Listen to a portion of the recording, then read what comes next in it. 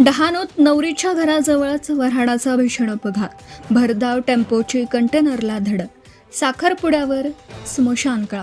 13 जण ठार, 30 जणांची प्रकृती चिंताजनक. युसुफ पठाण, प्रतिनिधी, मालेगाव, नाशिक. मुलाच्या साखरपुड्यासाठी टेम्पोमधून वाजत गाजत जाणाऱ्या डहाणूतील दांडेकर कुटुंबियांवर आज मृत्यूने घाला घातला.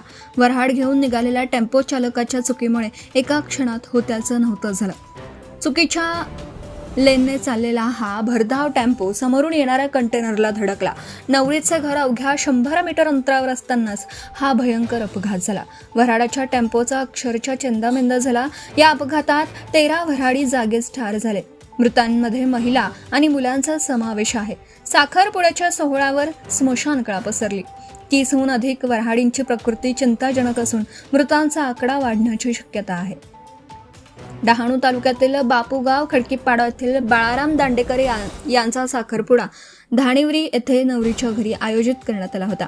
त्यासाठी 100हून अधिक नातेवाईक आणि वऱ्हाडी मंडळी आयशर टेम्पोमधून धाणिवरीकडे वाजत गाजत गाणी म्हणत निघाले होते. मौज मजा मस्करी सुरू होती. उत्साहाचं वातावरण होतं.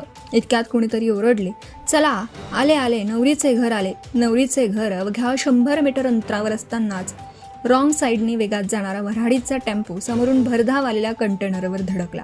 प्रत्यक्षदर्शींनी दिलेल्या माहितीनुसार धडक इतकी जोरदार होती की कंटेनरच्या पुढचा केबिनचा भाग मुख्य बॉडीपासून वेगळा झाला आणि थेट वऱ्हाडाच्या आयशर टेम्पोवर जाऊन कोसळला. या कंटेनरच्या वजनाखाली अनेक लोक दबले. ही धडक इतकी भीषण होती की दोनही वाहनं रस्त्यावर पलटी झाली आणि टेम्पोचा अक्षरशः चंदामेंदा झाला. काळजाचा थरकाप उडावा असं दृश्य होतं. हाडामासाचा चिखल झाला होता. अनेकांच्या हाडामासांचे गोळे चादरीत भरून रुग्णालयात नेण्यात आले. कासा उपजिल्हा रुग्णालयात एक मृतदेह येत होता. नातेवाईकांचा हंबरडा काळीज चिरून टाकत होता. भीषण भयावह परिस्थिती नातेवाईकांवर ओढवली होती. 3 कुटुंबातील रक्ताचे आप्त हरपले. या अपघातात सुरेश लाखत, पांडू लाखत, काळू लाखत हे नवरदेवाचे काका आणि जवळचे नातेवाईक मृत्युमुखी पडले. सारिका लाखत आणि रियांशी लाखत या एकाच कुटुंबातील 2 महिलांचा मृत्यू झाला, तर वंदना वळवी आणि सलोनी वळवी या एकाच कुटुंबातील दोघींचा बळी गेला.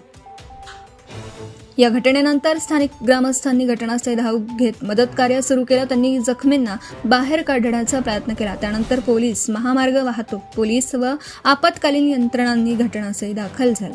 जखमींना सुरुवातीला कासा उपजिल्हा रुग्णालयात दाखल करण्यात आलं. काहींची प्रकृती गंभीर असल्याने त्यांना धुंदलवाडी येथील वेदांता रुग्णालय येथे, वापी येथील रुग्णालयात पुढील उपचारासाठी हलवण्यात आलं. या भीषण अपघातात राष्ट्रीय महामार्ग प्राधिकरणाचे अधिकारी जबाबदार असल्याचा आरोप डहाणूचे आमदार विनोद निकोले यांनी केला. ते म्हणाले, मुंबई अहमदाबाद महामार्गावर गेल्या 4 वर्षांपासून काँक्रिटीकरणाचं काम सुरू आहे. त्यामुळे या रस्त्याची अवस्था अत्यंत धोकादायक झाली असून या परिसरात सातत्याने गंभीर अपघात होत आहेत. अधिकाऱ्यांच्या हलगर्जीपणामुळे निष्पाप नागरिकांचे बळी जात आहेत. या प्रकरणी राष्ट्रीय महामार्ग प्राधिकरणाच्या अधिकाऱ्यांवर गुन्हे दाखल करावेत अशी मागणीही निकोले यांनी केली. दरम्यान रात्री उशिरा पालकमंत्री गणेश नाईक यांनी मृतांच्या नातेवाईकांची भेट घेऊन त्यांचं सांत्वन केलं. वऱ्हाडाच्या टेम्पो चालकाच्या चुकीमुळे एका क्षणात होत्याचं नव्हतं झालं. अपघातानंतर घटनास्थळी किंकाळ्या आणि आकांत उसळला. अनेक वऱ्हाडी टेम्पो खाली चिरडले गेले. शेजारून जाणारी एक दुचाकी टेम्पो खाली दबली. दुचाकी स्वाराचाही जागीच मृत्यू झाला. मृतांची नावं सुरेश लाखत, पांडू लाखत, काळू लाखत, आयुष लाखत, सारिका लाखत, रियांशी लाखत, सुनील दांडेकर, नमिता दांडेकर, वंदना वळवी, सलोनी वळवी, चुमा कुऱ्हाडा, सागर शेंडे, अजय अहाडी. मृतांच्या वारसांना प्रत्येकी 5 लाखांची मदत. मुख्यमंत्री देवेंद्र फडणवीस यांनी या दुर्घटनेबद्दल तीव्र दुःख व्यक्त करत मृतांच्या कुटुंबियांना शासनाकडून प्रत्येकी 5 लाख रुपयांची आर्थिक मदत जाहीर केली. तसेच या दुर्घटनेतील जखमींवर सर्वोत्तम उपचार करण्याच्या सूचना प्रशासनाला देण्यात आल्याचंही त्यांनी सांगितलं. Subscribe now and press the bell icon. Never miss an update.